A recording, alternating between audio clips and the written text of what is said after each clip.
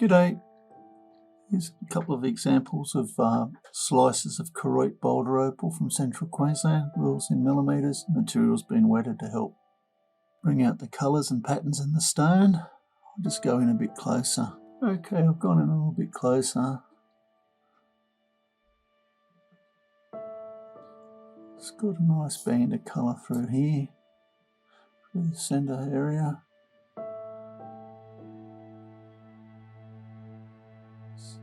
Reasonably thick. This is probably the better side. Blues and greens showing up there at the top, I can see. A bit more down here. There's a bit more colour in it than what's coming up here. Quite a nice piece. This is just for the pattern.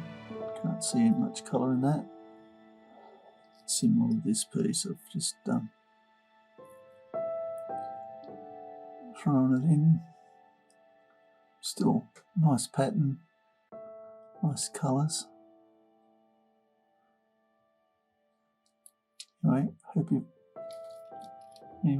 you've enjoyed looking at those. Cheers.